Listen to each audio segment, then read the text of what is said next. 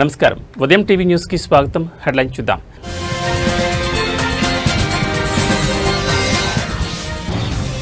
AP రాజకీయాల్లో కీలక పరిణామం లోకేష్ తో భేటీ కానున్న వంగవీటి రాధాకృష్ణ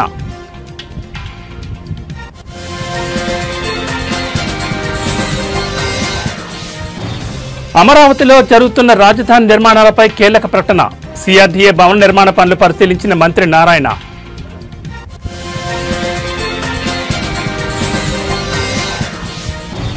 హరీష్ రావు కేటీఆర్ పై తీవ్ర విమర్శలు చేసిన కవిత ఎమ్మెల్సీ పదవికి పార్టీ సభ్యత్వానికి రాజీనామా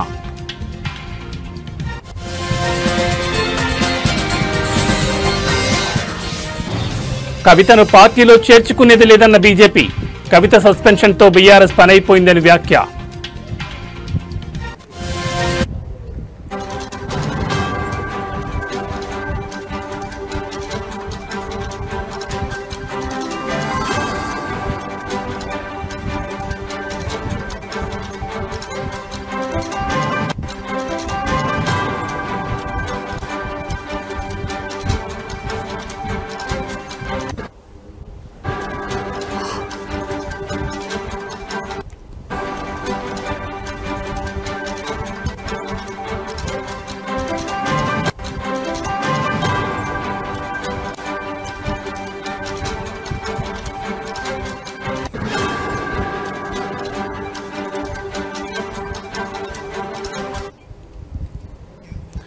బులెటిన్లో బ్రేకింగ్ న్యూస్ చూస్తున్నాం. ఆంధ్రప్రదేశ్ రాజకీయాల్లో కీలక పరిణామం చోటు చేసుకోబోతోంది. మంత్రి నారా లోకేష్ ప్రముఖ నేత వంగవీటి రాధాకృష్ణ ఈరోజు సమావేశమవుతున్నారు. సుమారు 11 నెలల విరామం తర్వాత ఈ ఇద్దరు నేతలు భేటీ అవుతుండటంతో ఈ సమావేశం మనకు ఉన్న అజెండా ఏమిటనే దానిపై రాజకీయ వర్గాల్లో తీవ్ర ఉత్కంఠ నెలకొంది. నారా లోకేష్ కార్యాలయం నుంచి వచ్చిన పిలుపు మేరకు వంగవీటి రాధా ఈ సమావేశానికి హాజరవుతున్నారు. ఇందుకోసం ఆయన హైదరాబాద్ నుంచి విజయవాడకు బయలుదేరి వెళ్లారు. ఇటీవల జరిగిన సార్వత్రిక ఎన్నికల్లో వంగవీటి రాధా తెలుగుదేశం, జనసేన, బీజేపీ కూటమి అభ్యర్థుల విజయానికి విస్తృతంగా ప్రచారం చేసిన విషయం తెలిసిందే. తనకు టికెట్ కేటాయించకపోయినా రాష్ట్ర వ్యాప్తంగా పలు నియోజకవర్గాల్లో పర్యటించి కూటమికి మద్దతుగా నిలిచారు.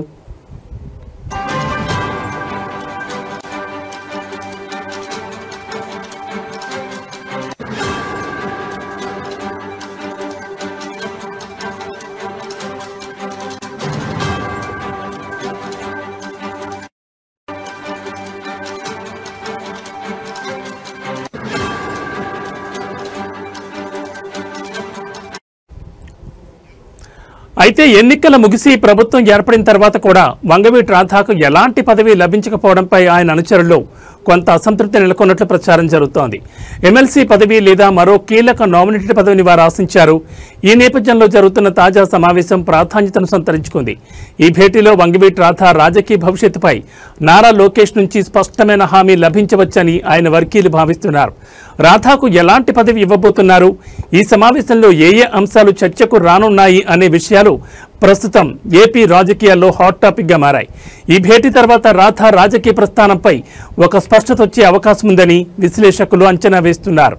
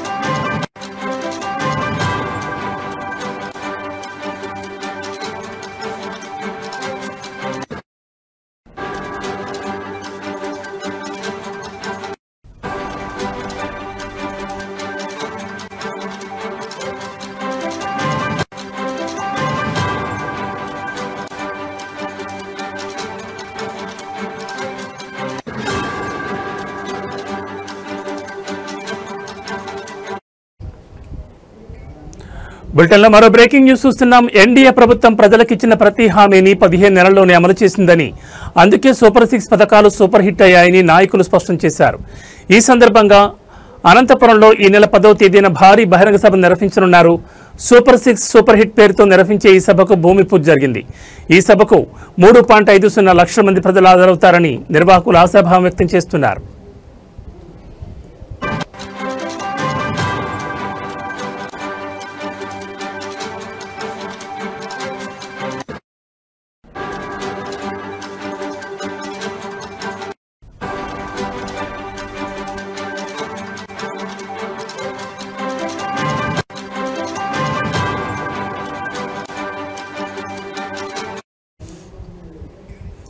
ఈ సభకు ముఖ్యమంత్రి చంద్రబాబుతో పాటు మొత్తం 164 మంది ఎమ్మెల్యేలు హాజరు కానున్నారు. ఎన్డీఏ ప్రభుత్వం సాధించిన విజయాన్ని, హామీల అమలును ప్రజలకు వివరించడమే ఈ సభ ముఖ్య ఉద్దేశమని నాయకులు తెలిపారు.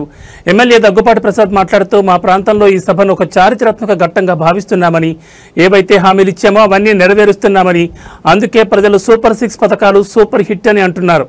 ఈ సభను ఎన్డీఏ విజయోత్సవ సభగా నిర్వహిస్తున్నామని తెలిపారు. ఎమ్మెల్యే కాలువ శ్రీనివాసులు మాట్లాడుతూ, 164 స్థానాలు గెలవడం ఒక చరిత్ర అయితే, కేవలం 15 నెలల్లోనే ప్రజలకిచ్చిన హామీలను నెరవేర్చడం మరో చరిత్ర. ప్రజా సంక్షేమే ధ్యేయంగా ఎన్డీఏ పాలన సాగుతోందని పేర్కొన్నారు. ఈ సభ ద్వారా ప్రభుత్వం చేసిన పనులను ప్రజలకు మరింత దగ్గరగా తీసుకెళ్లే ప్రయత్నం చేస్తున్నామని ఆయన అన్నారు. ఈ సభ ఏర్పాట్ల కోసం నాయకులు, కార్యకర్తలు తీవ్రంగా కృషి చేస్తున్నారు. ఈ సభ విజయవంతమైతే ప్రభుత్వం ప్రజల మన్ననలను మరింతగా పొందుతుందని వారు ఆశిస్తున్నారు.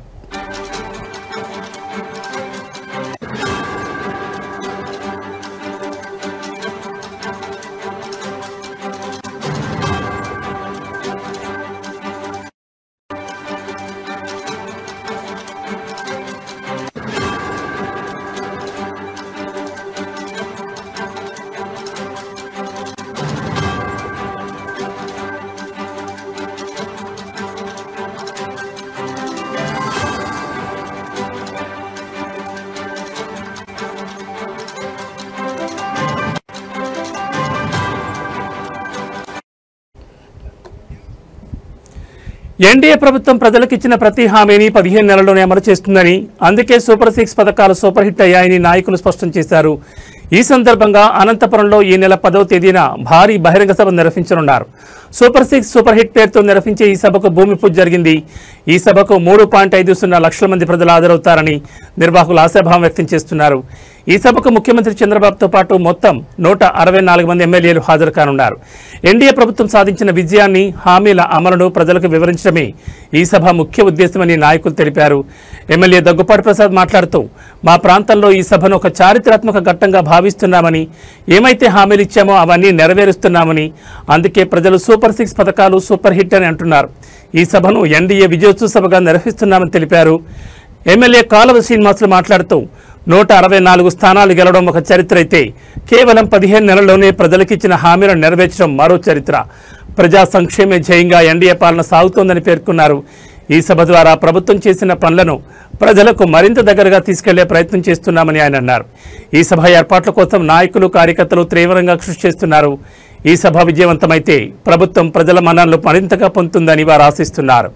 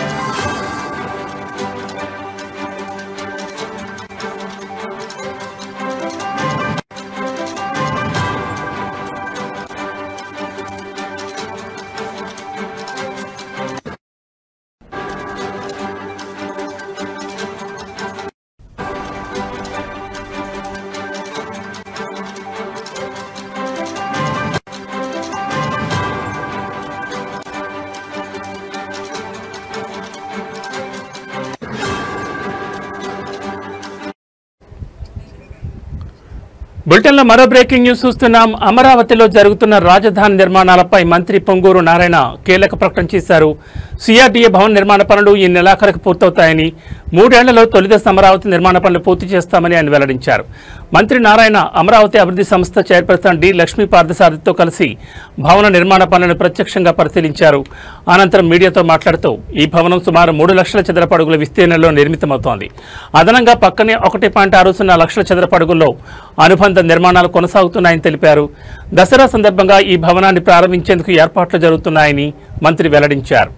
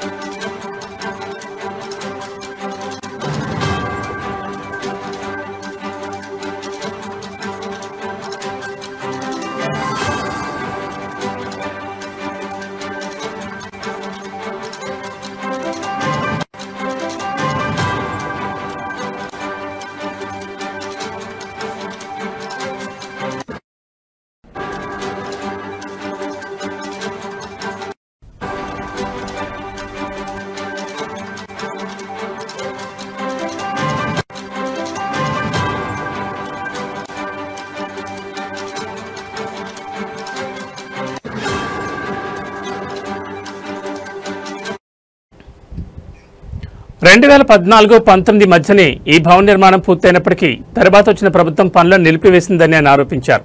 ఇప్పుడు మళ్లీ టెండర్లు పిలిచి మిగిలిన పనులను పూర్తి చేస్తూ అమరావతిని వేగంగా అభివృద్ధి చేస్తున్నామని మంత్రి నారాయణ స్పష్టం చేశారు. కొంతమంది కావాలని అమరావతిపై దుష్ప్రచారం చేస్తున్నారని మంత్రి తీవ్ర ఆగ్రహం వ్యక్తం చేశారు.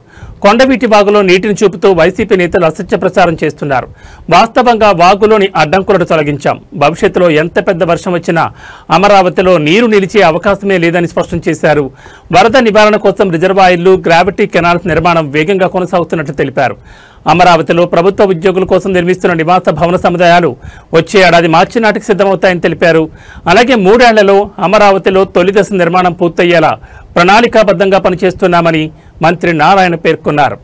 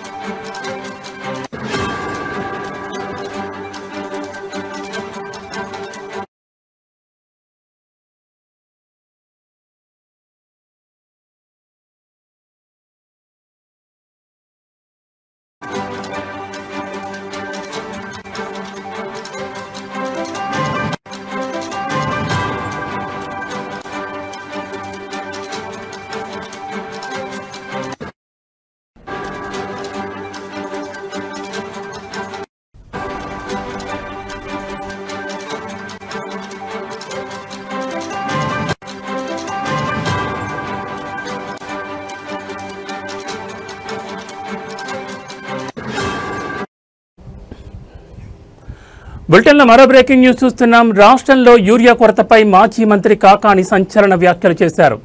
నెల్లూరులో ఆయన మాట్లాడుతూ ముఖ్యమంత్రి చంద్రబాబు నాయుడు మాటలు కేవలం ప్రకటనలకే పరిమితమయ్యాయని, క్షేత్రస్థాయిలో రైతులు తీవ్ర ఇబ్బందులు పడుతున్నారని ఆయన విమర్శించారు. రైతులు ఆందోళన చేస్తున్నప్పటికీ ప్రభుత్వం ఎలాంటి చర్యలు తీసుకోవడం లేదని కాకాని ఆరోపించారు.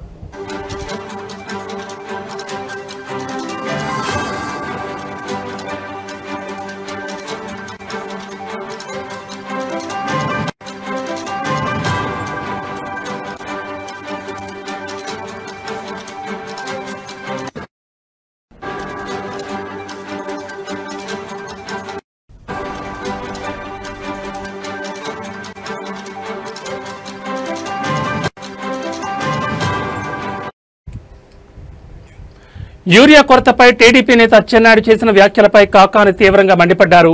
రైతులు ఎదుర్కొంటున్న సమస్యలు అచ్చెన్నాయుడుకు మామూలు విషయంగా అనిపిస్తున్నాయని, రైతులు క్యూలో నిలబడితే తప్పేంటని ఆయన అవమానకరంగా మాట్లాడడం దారుణమని కాకాని పేర్కొన్నారు. రైతు ప్రయోజనాలను పణంగా పెట్టి ప్రైవేట్ డీలర్లకు యూరియాను ఎందుకు ఇస్తున్నారని ఆయన ప్రశ్నిస్తున్నారు.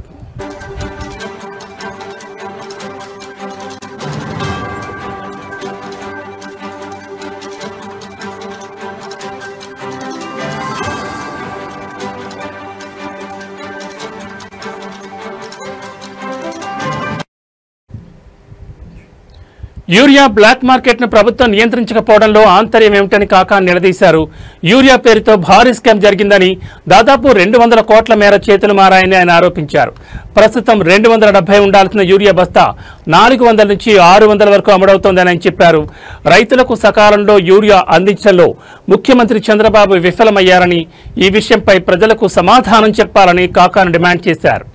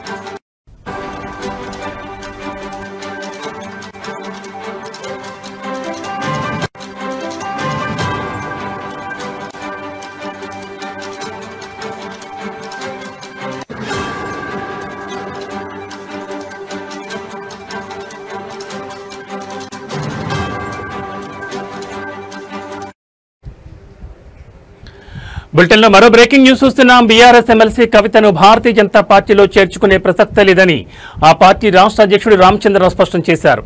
అవినీతి ఆరోపణలు ఎదుర్కొంటున్న వారికి తమ పార్టీలో ఎలాంటి స్థానం ఉండబోదని ఆయన తేల్చి చెప్పారు. కవితను పార్టీ నుంచి సస్పెండ్ చేయడంతో బీఆర్ఎస్ పతనం ప్రారంభమైందని, త్వరలోనే ఆ పార్టీలోని ఇతర నేతలు కూడా కారు దిగిపోవడం ఖాయమని ఆయన జోస్యం చెప్పారు.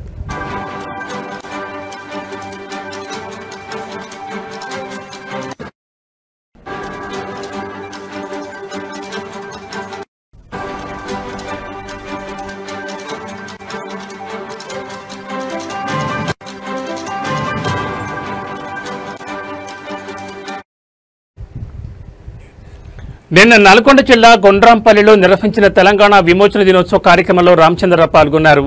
అమరవీరుల కుటుంబాలను సన్మానించిన అనంతరం ఆయన మాట్లాడారు. దోచుకున్న సొమ్ము పంపకాల విషయంలో తేడాలు రావడంతోనే కేసీఆర్ కుటుంబంలో గొడవలు మొదలయ్యాయని, వారి కుటుంబ పంచాయతీ ఇప్పుడు రోడ్డున పడిందని ఆరోపించారు. కవిత చేసిన వ్యాఖ్యలతో బీఆర్ఎస్లో జరిగిన అవినీతి బట్టబయలైందని అన్నారు.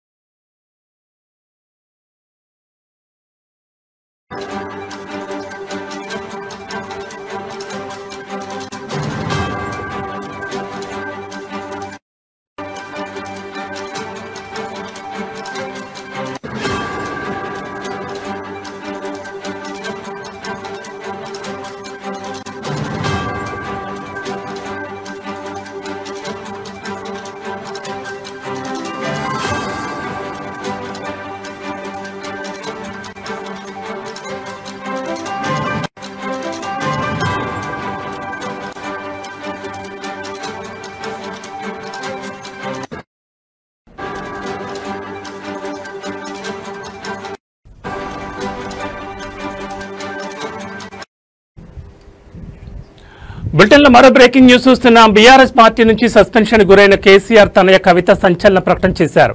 ఎమ్మెల్సీ పదవికి బీఆర్ఎస్ పార్టీ ప్రాథమిక సభ్యత్వానికి రాజీనామా చేస్తున్నట్లు ఆమె ప్రకటించారు. హైదరాబాద్లోని జాగృతి కార్యాలయంలో నిర్వహించిన మీడియా సమావేశంలో ఆమె ఈ మేరకు తన నిర్ణయాన్ని వెలువరించారు.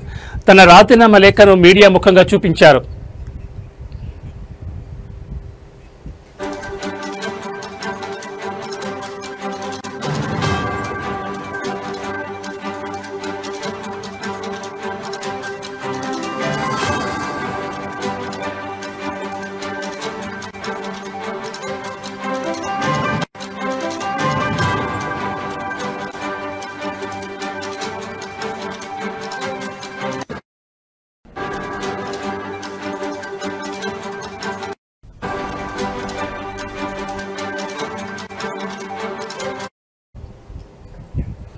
ఇదే సమయంలో మాజీ మంత్రి హరీష్ రావుపై ఆమె నిప్పులు చెరిగారు. హరీష్ రావు సీఎం రేవంత్ రెడ్డికి లొంగిపోయారని ఆరోపించారు. రేవంత్, హరీష్ ఇద్దరు ఒకే విమానంలో ఢిల్లీకి వెళ్లారని, ఆ ప్రయాణంలో రేవంత్ కాళ్లను హరీష్ పట్టుకున్నారని చెప్పారు. ఆ ప్రయాణం తర్వాత హరీష్ పూర్తిగా మారిపోయారని, రేవంత్కు లొంగిపోయారని, ఆ తర్వాతే కుట్రలకు తెరలేచిందని తెలిపారు. నాశనం చేయడమే హరీష్ రావు పని అని మండిపడ్డారు. కేసీఆర్, కేటీఆర్ అని దెబ్బతీసి పార్టీని చేజిక్కించుకునే కుట్రలు జరుగుతున్నాయని చెప్పారు.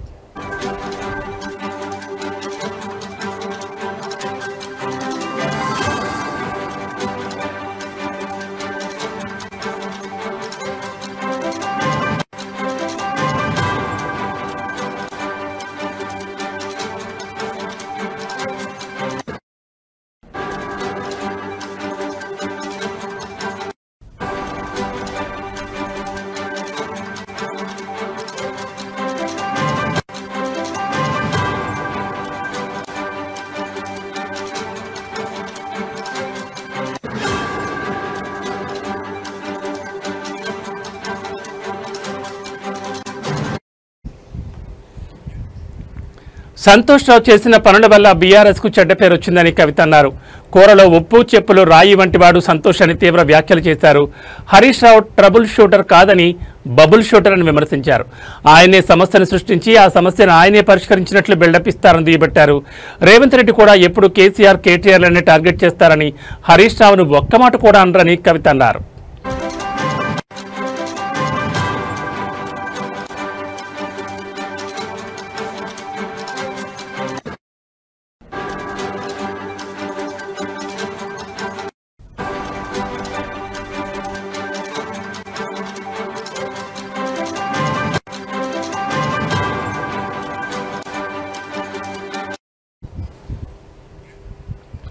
తాను మొన్న చెప్పిన ఇద్దరు నేతలు తనపై చిలువలు పలువలుగా తప్పుడు ప్రచారం చేశారని మండిపడ్డారు. తనపై కుట్రలు జరుగుతున్నా, తనపై దుష్ప్రచారం జరుగుతున్నా కేటీఆర్ పట్టించుకోలేదని ఆవేదన వ్యక్తం చేశారు. పార్టీ వర్కింగ్ ప్రెసిడెంట్గా ఉన్న కేటీఆర్ను తనపై ప్రచారాన్ని ఆపాలని ఒక చెల్లెలిగా కోరినా ఆయన స్పందించలేదని చెప్పారు. తనపై తప్పుడు ప్రచారం జరుగుతున్నా వర్కింగ్ ప్రెసిడెంట్ స్పందించరా అని ప్రశ్నించారు. తనను టార్గెట్ చేసి 103 రోజులైనా కేటీఆర్ అడగరా అని విమర్శించారు. తనపై కుట్రలు జరుగుతుంటే మీరేం చేశారన్నా అని సూటిగా అడుగుతున్నానని కవిత చెప్పారు.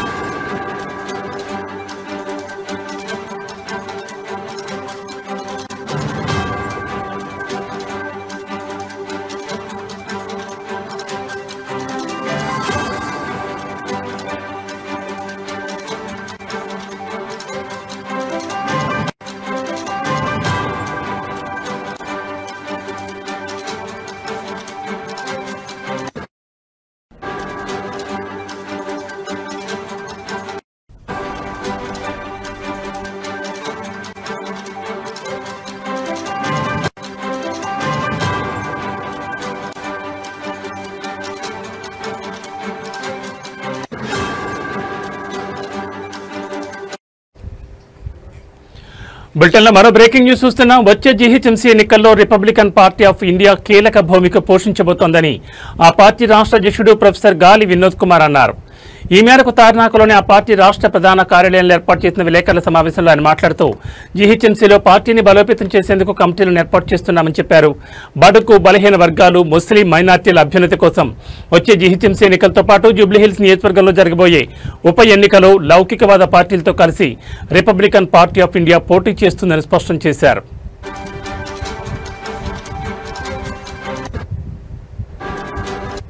జిల్లా కమిటీలు కూడా వేయడం జరిగింది. దాంట్లో ప్రధానంగా హైదరాబాద్ జిల్లా కమిటీ, అలాగే ఆదిలాబాద్ జిల్లా కమిటీ, ఖమ్మం జిల్లా కమిటీ, వరంగల్ జిల్లా కమిటీ, అంతేకాకుండా ఆ ఉమ్మడి ఆదిలాబాద్ జిల్లాల్లో ఆసిఫాబాద్, ఇంకా నిర్మల్, అలాగే మంచిర్యాల్, సో ఇవన్నీ కూడా జిల్లా కమిటీలన్నీ కూడా మనం వేయడం జరిగింది.